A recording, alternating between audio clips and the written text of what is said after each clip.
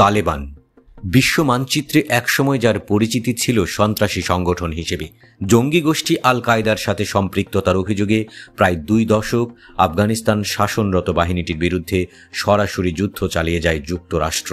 হানা দেয় আফগান ভূখণ্ডে। দীর্ঘ লড়াই সংগ্রামের পর 2021 সালে আফগানিস্তান থেকে সেনা প্রত্যাহার করে নেয় যুক্তরাষ্ট্র। এরপর থেকেই দেশটির শাসনভার চলে যায় তালেবানের কাছে। শুরু হয় গোষ্ঠীটির কূটনৈতিক দৌড়ঝাঁপের অভিযান। গলতে শুরু করে সম্পর্কের বরফ।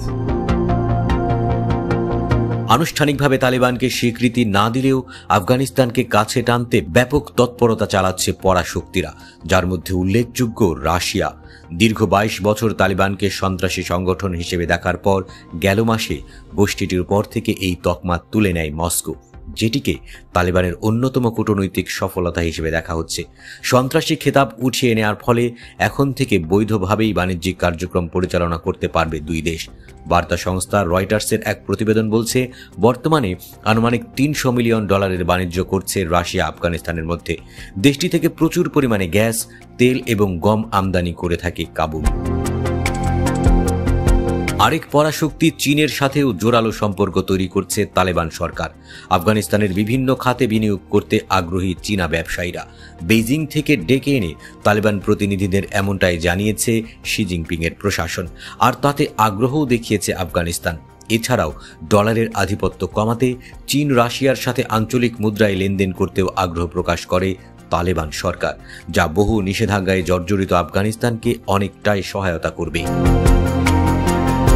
শুধু কি তাই, আফগানিস্তানের সাথে চীন রাশিয়া কূটনৈতিক দৌড়ঝাঁপ এখন ভাবাচ্ছে যুক্তরাষ্ট্রকেও।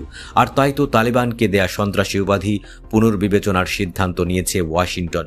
বুধবার এমনটা জানান ট্রাম্প প্রশাসনের সর্বোচ্চ কূটনৈতিক এবং মার্কিন পররাষ্ট্রমন্ত্রী মার্কো রুবিও। কিন্তু তালেবানের সাথে সম্পর্ক স্থাপনের দৌড়ঝাঁপ শুধু পরাশক্তিদের মধ্যেই সীমাবদ্ধ নয়। দক্ষিণ এশিয়াতেও দেখা গিয়েছে উল্লেখযোগ্য অগ্রগতি। যে তালিকায় রয়েছে ভারত, পাকিস্তান এবং মধ্যপ্রাচ্যের আরেক পরাশক্তি ইরানও। সম্প্রতি চীনের নেতৃত্বে বেইজিং আলোচনায় বসে আফগানিস্তান পাকিস্তানের প্রতিনিধিরা। এতে আফগানিস্তানকে চীনের অর্থনৈতিক করিডোরে সংযোগ করার ঘোষণা আসে। অর্থাৎ পাকিস্তানের সাথে এক হয়ে বেইজিংয়ের বেল্ট অ্যান্ড রোড ইনিশিয়েটিভ প্রকল্পের অংশ হয় আফগানিস্তান। এমনকি ঘোষণা আসে পাকিস্তান চিহ্নিত সন্ত্রাসী গোষ্ঠী BLA এবং TTP-কে প্রতিহত করবে তালেবান সরকার, যা ইসলামাবাদ কাবুলের তলানিতে যাওয়া সম্পর্কের ক্ষেত্রে এক অভূতপূর্ব সাফল্য। এদিকে তালেবানকে স্বীকৃতি না দিলেও আফগানিস্তানের সাথে সুসম্পর্ক বজায় রাখতে চায় ইরান। কেননা আফগানিস্তান থেকে ইরানে প্রবাহিত হওয়া হেলমান্দ নদীর পানি তেহরানের জন্য অত্যন্ত গুরুত্বপূর্ণ। খামেনি প্রশাসন চায় এই নদীর পানি প্রবাহ যাতে ঠিক থাকে। এছাড়াও নিরাপত্তা এবং শরণার্থী সহ একাধিক বিষয়ে তালেবান সরকারের সাথে যোগাযোগ রেখে চলেছে ইরান। তবে এসব দৌড়ঝাঁপের মধ্যে ভারতের লাভ কোথায়? পাকিস্তানের সাথে সাম্প্রতিক উত্তেজনার মাঝেই তালেবান প্রতিনিধিদের সাথে বৈঠক করেন ভারতের শীর্ষ কূটনীতিকরা। পেহেলগাম সন্ত্রাসী হামলায় তালেবানের নিন্দা প্রকাশ যেন উন্মোচন করেছে আফগানিস্তান ভারত সম্পর্কের নতুন দুয়ার।